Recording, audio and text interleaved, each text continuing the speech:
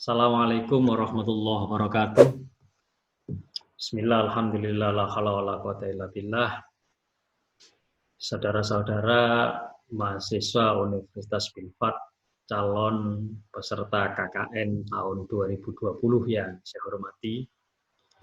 Syukur kehadirat Allah Subhanahu wa Ta'ala yang telah melimpahkan rahmat hidayah pada kita sekalian, sehingga pada kesempatan kali ini saya dapat memberikan materi sesuai dengan tugas yang diberikan oleh panitia KKN Universitas Bilfat tahun 2020. Salawat dan salam semoga tetap terlimpahkan kepada Rasulullah Muhammad SAW. Pada kesempatan kali ini saya akan menyampaikan materi tentang analisis SWOT seperti apa yang sudah tertera dalam buku panduan, bahwa salah satu prasyarat saudara-saudara dapat mengikuti dan atau menyusun program kerja pada KKN besok, saudara harus mampu untuk menganalisis. Salah satu bentuk untuk menganalisis atau cara untuk menganalisis adalah menggunakan analisis SWOT. Maka baiklah, saya akan mencoba untuk memaparkan materi tentang analisis SWOT ini. Baik. Ya. Analisis SWOT.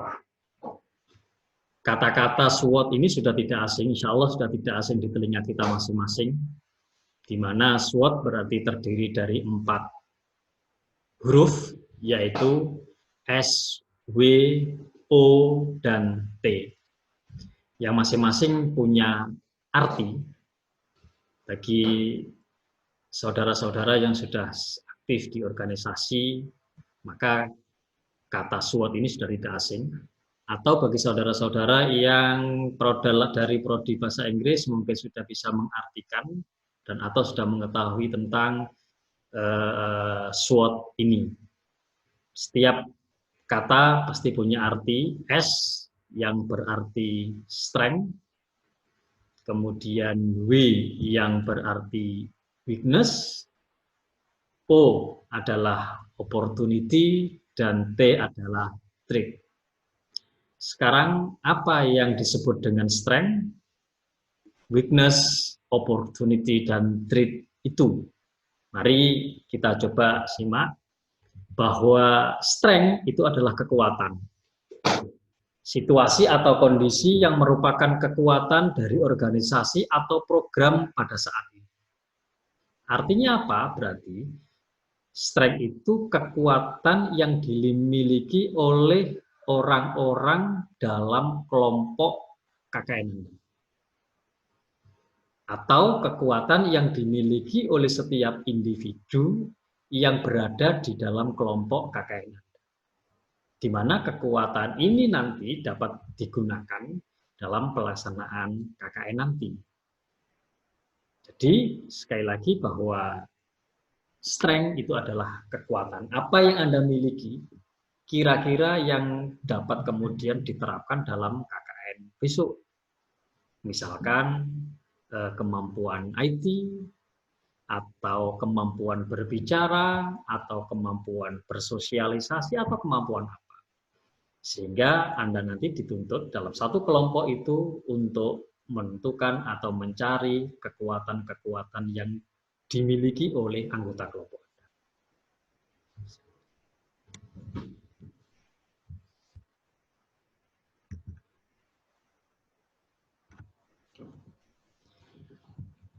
Oke, itu adalah strength. Selanjutnya yang kedua, kata yang kedua atau huruf yang kedua adalah W, yaitu weakness. Apa itu weakness? Weakness adalah kelemahan. Situasi atau kondisi yang merupakan kelemahan dari organisasi atau program pada saat ini. Setiap orang pasti punya kelemahan, termasuk Anda, termasuk orang-orang yang berada atau para mahasiswa yang berada dalam satu kelompok Anda. Tetapi jangan khawatir bahwa tidak kelemahan itu kemudian menghambat segala apa yang Anda persiapkan untuk suksesnya pelaksanaan KKN besok. Tapi bagaimana kita memanage kelemahan yang ada itu kemudian menjadi kekuatan yang baru. Anda punya kelemahan, teman Anda yang dalam satu kelompok juga punya kelemahan. Artinya berarti strength dan weakness itu adalah sesuatu yang datang dari diri Anda, internal, yang berangkat dari internal Anda, kekuatan dan kelemahan. Yang kemudian dicoba untuk mencoba bahwa kelemahan itu tidak harus kita takut, tidak harus kemudian bahwa kelemahan itu adalah menghalang-halangi kita untuk berprestasi, bukan. Tapi bagaimana kelemahan ini kita manage sebaik-baiknya untuk menciptakan kekuatan-kekuatan yang baru. Ini S dan W. Yang ketiga adalah opportunity, peluang. Situasi atau kondisi yang merupakan peluang di luar organisasi dan memberikan peluang berkembang bagi organisasi di masa depan. Kita berada di mana saja, maka insya Allah di situ mesti ada peluang dalam rangka untuk mengembangkan diri kita. Di desa tempat nanti akan Anda ber-KKN itu, maka di situ nanti sampean akan menemukan peluang-peluang yang dapat Anda gunakan untuk mengaktualisasi diri dari kekuatan-kekuatan yang Anda miliki. Artinya apa? Bahwa di hari pertama Anda datang di desa tersebut, maka kalian harus mengobservasi, Anda sekalian harus mengobservasi lingkungan sekitar. Dari situ kemudian Anda sekalian akan dapat mengetahui kira-kira peluang apa dari kekuatan yang Anda miliki itu untuk diterapkan di desa tersebut. Kalau strength dan weakness tadi adalah internal, maka opportunity ini adalah eksternal. Sesuatu yang ada di lingkungan Anda yang kemudian Anda coba untuk menerapkan kekuatan-kekuatan yang Anda miliki dalam menyusun program-program tersebut. Ini yang nantinya Anda lebih dikondisikan, lebih fokus di sini. Karena apa? Karena dengan adanya peluang-peluang yang ada, Anda akan lebih gampang, lebih luasa untuk menentukan program-program berikutnya. Yang keempat adalah threat. Threat itu adalah ancaman atau situasi atau kondisi yang merupakan ancaman bagi organisasi yang datang dari luar organisasi dan dapat mengancam eksistensi organisasi di masa depan. Ancaman insya Allah pasti ada. Sekali lagi, tapi sekali sama dengan peluang tadi, kita tidak boleh lari dari ancaman. Nah, bagaimana kita mampu untuk menyelesaikan ancaman itu menjadi program-program yang baik. Ancaman di sini tidak kemudian sesuatu yang membahayakan, tidak harus begitu. Tetapi sesuatu yang kira-kira dapat menghalang-halangi program yang akan Anda susun. Dapat menghalangi kegiatan-kegiatan yang akan Anda lakukan. Oleh sebab itu, maka Anda harus mencari dengan memanfaatkan strength, dengan memanfaatkan opportunity untuk kemudian kita dapat mengatasi ancaman-ancaman yang kemungkinan nanti akan ada pada saat Anda sekalian melaksanakan KKN di tempat yang nanti akan ditentukan. Ini saudara-saudara sekalian pengertian dari SWOT, strength, weakness, opportunity, dan threat. Sekarang kita mencoba untuk menganalisis, membuat metrik daripada analisis SWOT itu. Kita tentukan dulu, tentukan faktor kekuatan dan kelemahan yang dimiliki internal. Kita harus menentukan kekuatan dan kelemahan yang dimiliki oleh anggota kelompok Anda. Satu persatu kita identifikasi kekuatan yang dimiliki. Dan juga kelemahan-kelemahan yang dimiliki oleh anggota kelompok Anda dalam satu desa tersebut. Boleh atau bisa satu orang mempunyai kekuatan 3, 4, 5, dan seterusnya. Silakan nanti analisis, silakan nanti dicari kekuatan-kekuatan yang dimiliki oleh anggota kelompok Anda. Setelah itu, tentukan faktor peluang dan ancaman yang secara eksternal. Sudah barang tentu untuk bisa kita tahu peluang dan ancaman yang ada di desa tersebut, maka kita harus melakukan observasi. Bisa bertanya kepada masyarakat yang ada di desa tersebut, sehingga Anda mungkin perlu anjang sana ke tokoh-tokoh masyarakat, atau ke orang-orang di sekitar Anda. Atau bahkan Anda sendiri, mungkin Anda ditugaskan di desa Anda sekalian, maka Anda sudah mampu untuk menentukan faktor peluang dan ancaman yang ada di desa tersebut. Faktor eksternal ya adalah O yang seperti tadi, opportunity. Kemudian ada T, treatment. Treat. Kemudian tadi ada S, strength, dan ada weakness.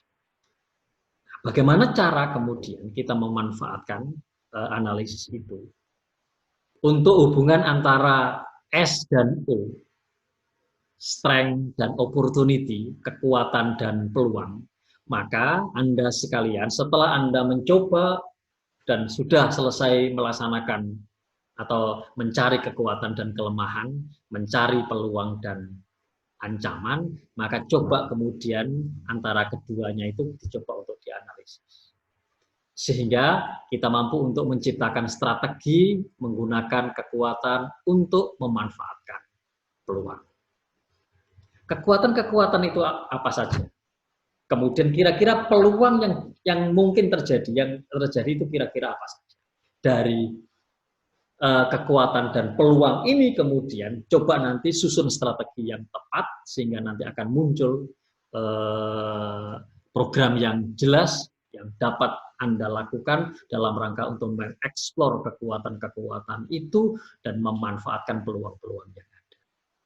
Jadi coba nanti dicari antara kekuatan-kekuatan yang dimiliki oleh anggota Anda sekalian dan kira-kira peluang yang terjadi itu apa yang cocok dan match antara kekuatan dan peluang.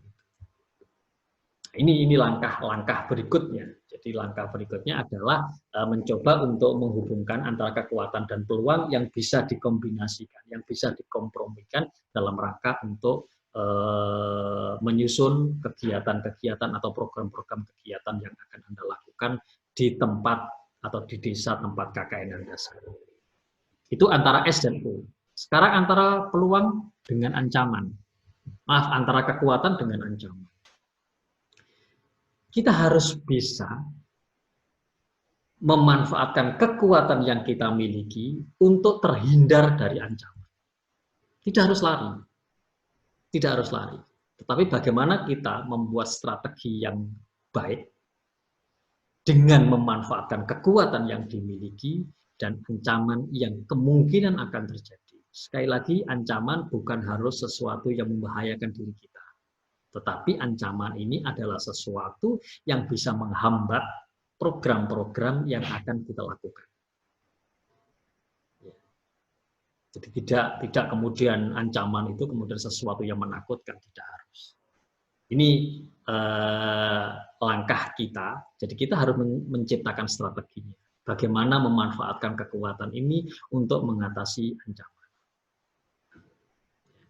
Oke, jadi misalkan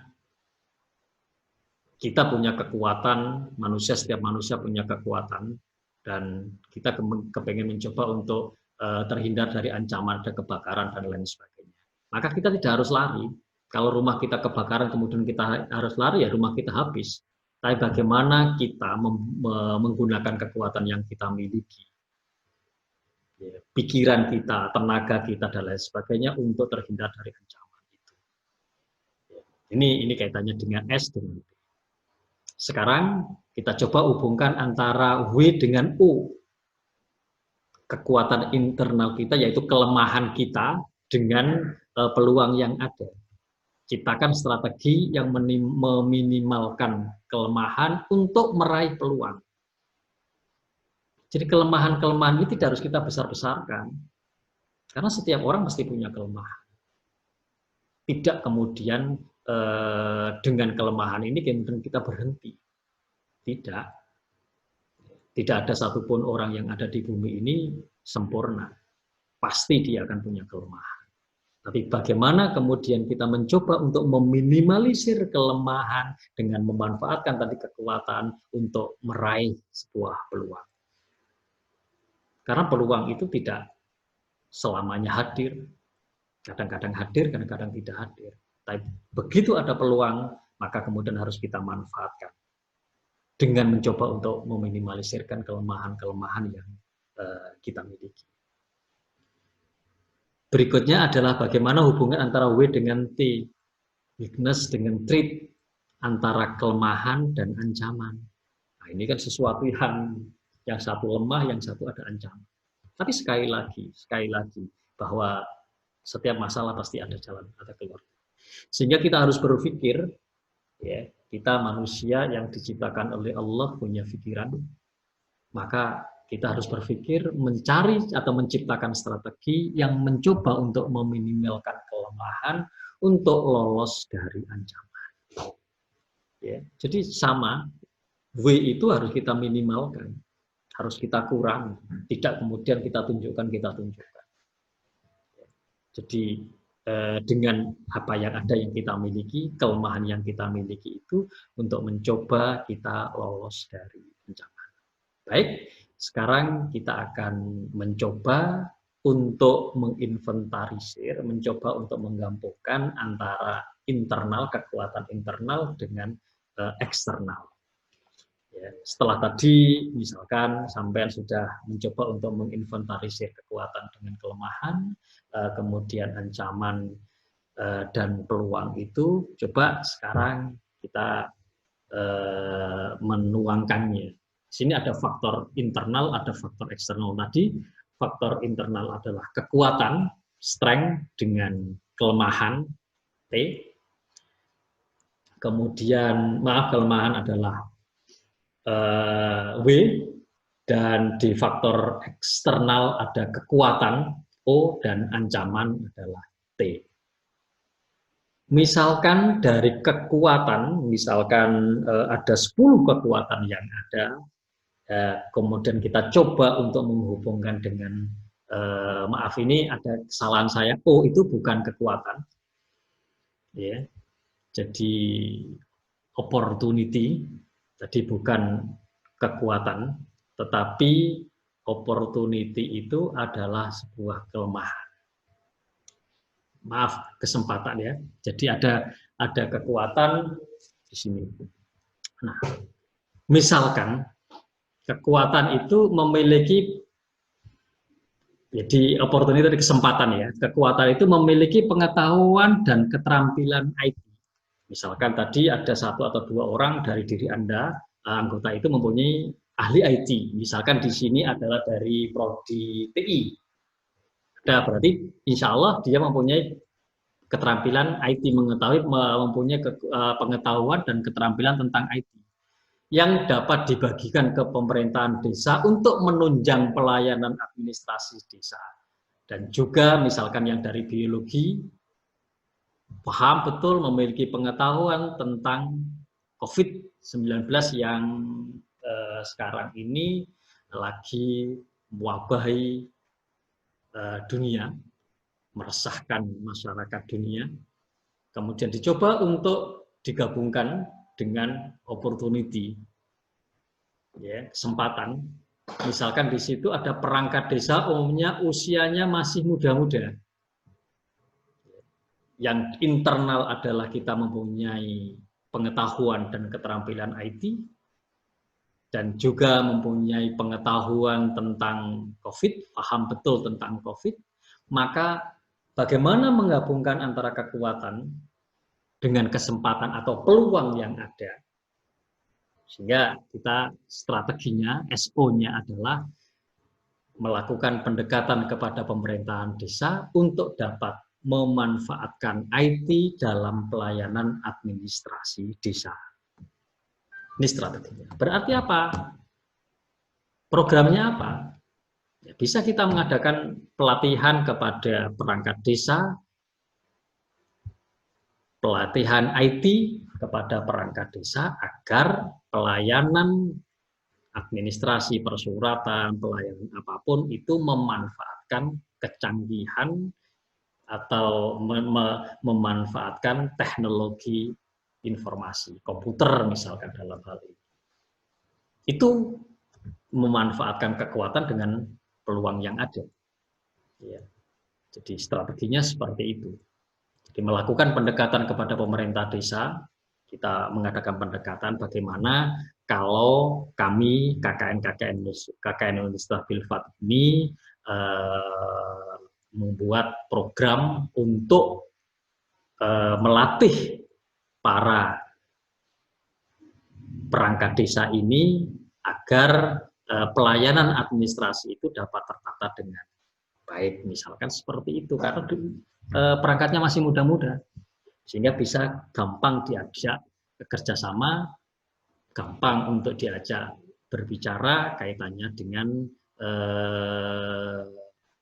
kemajuan teknologi ini.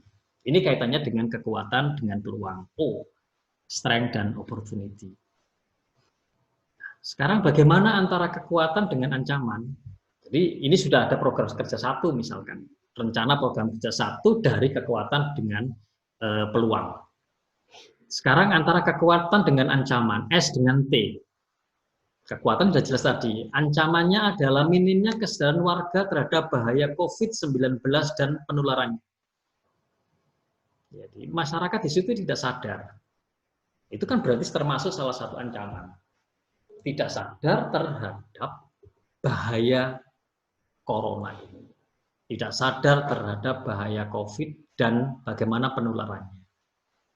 Nah, sehingga ketika ada ancaman seperti itu, Anda sekalian punya kekuatan tentang paham betul tentang COVID dan bagaimana penyebarannya, bagaimana untuk menanggulanginya, bagaimana untuk mencegahnya, maka sampai dapat mengambil strategi dari situ, yaitu melakukan sosialisasi terhadap warga yang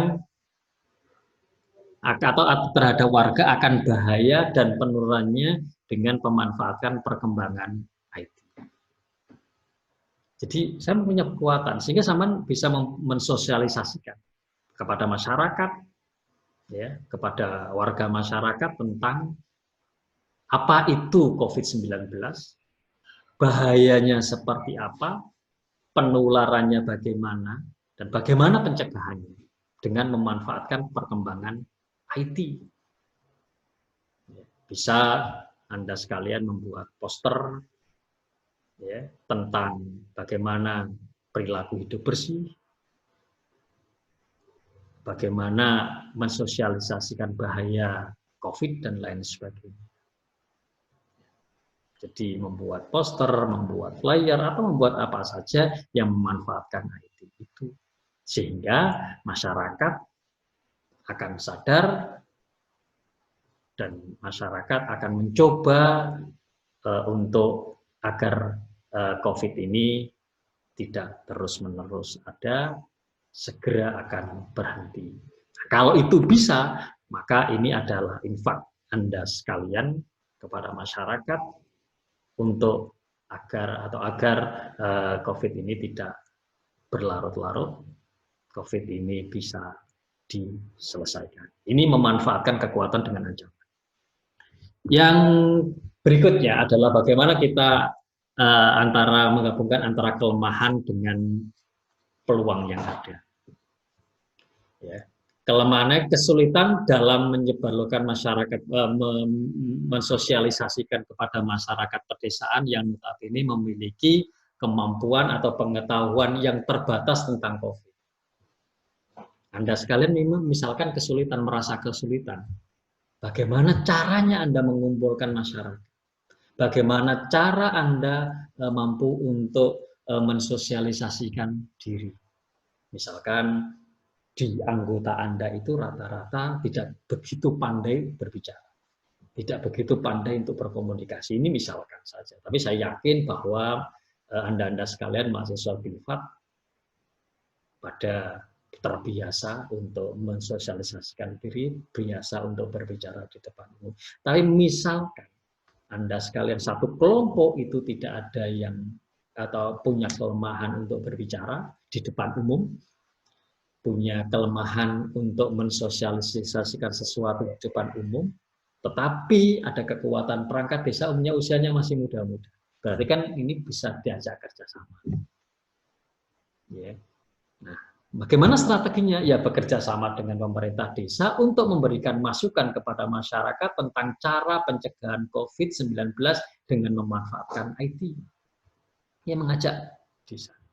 Kalau Anda sekalian sendiri tidak mampu untuk melaksanakan langsung, ya kita bisa nabok nyilih tangan. Kita bisa memanfaatkan kekuatan yang ada, peluang yang ada. Jadi peluangnya adalah perangkat desa umumnya usianya masih muda, berarti bisa diajak untuk bekerja sama. Ini yang jelas kaitannya dengan analisis SWOT itu. Sehingga nanti ada program yang berikutnya, program yang ketiga. Setelah program yang pertama tadi kita mengadakan pelatihan IT kepada para perangkat desa, khususnya adalah pelatihan tentang pelayanan administrasi, entah nanti bentuknya seperti apa. Kemudian yang berikutnya adalah sosialisasi ya, tentang COVID. Nah, ini bekerjasama dengan untuk memberikan masukan kepada masyarakat, ya, memberikan masukan kepada masyarakat dengan memanfaatkan para perangkat desa dan memanfaatkan kekuatan yang Anda miliki tadi. Artinya berarti kelemahan itu tertutupi. Kelemahannya tertutupi. Kelemahan yang pertama tadi, misalkan Anda kesulitan mengumpulkan masyarakat, maka bisa minta bantuan perangkat desa. Kelemahan yang berikutnya adalah Anda tidak begitu bisa berkomunikasi dengan baik, maka manfaatkan IT. Ya, memanfaatkan IT tadi dengan menempel-nempelkan brosur dan lain-lain sebagainya. Itu pemanfaatan IT. Jadi ada kelemahan-kelemahan itu kemudian tidak dibesar-besarkan, kelemahan itu tidak menjadi lebih besar lah. Tapi kelemahan itu kalau dengan begini pelemahan itu akan terminimalisir dengan sendiri. Yang terakhir antara kelemahan dengan ancaman. Ya, tadi kesulitan dalam mensosialisasikan kepada masyarakat, tapi ada ancaman minimnya kesadaran. Nah, bagaimana kemudian minimnya kesadaran warga masyarakat ini tidak berlarut-larut? Ya, tidak berlarut-larut, walaupun sama juga di sini ada kelemahannya. Kalau Anda sekalian tidak mampu untuk langsung mengubah, ya memang nggak bisa. Tetapi bagaimana kemudian kesadaran warga itu bisa muncul karena ada Anda. Yaitu berarti bagaimana strateginya bisa Anda lakukan motivasi, Anda melakukan motivasi dan pendampingan terhadap warga agar nantinya tidak tertular COVID-19. Ya pendampingan aja. Karena sampai di situ ada kelemahannya. Karena sampai bukan pejabat yang ada di situ, yang mungkin saja tidak begitu dipercaya barangkali. Itu. Tapi bagaimana sedikit demi sedikit Anda memberikan motivasi kepada masyarakat, melakukan pendampingan, masyarakat didekati dengan cara persuasi. Ini yang jelas. Jadi melakukan motivasi dan pendampingan terhadap warga agar nantinya warga tersebut tidak tertular COVID-19. Kalau tidak ada yang tertular, maka lama-kelamaan COVID ini akan hilang. Ini saudara-saudara yang bisa saya sampaikan pada kesempatan kali ini. Semoga sedikit apa yang saya berikan itu bermanfaat dan Anda mampu untuk melaksanakan atau menganalisis SWOT, mencari kekuatan, mencari kelemahan, menentukan peluang, dan mengetahui ancaman-ancaman yang mungkin akan terjadi dalam pelaksanaan KKN nanti. Akhirnya selamat ber-KKN, semoga manfaat dan Anda sekalian mampu untuk melaksanakan KKN tersebut dengan baik, membawa nama baik alma mater pada masyarakat, membawa nama baik Universitas Filsafat di masyarakat, di desa yang menjadi tempat Anda KKN, dan yang terpenting adalah bermanfaat bagi diri Anda sekalian, karena KKN ini merupakan kewajiban yang harus dilakukan oleh para mahasiswa untuk menempuh pendidikan strata 1 di Universitas Filsafat ini. Akhirnya, Assalamualaikum warahmatullahi wabarakatuh.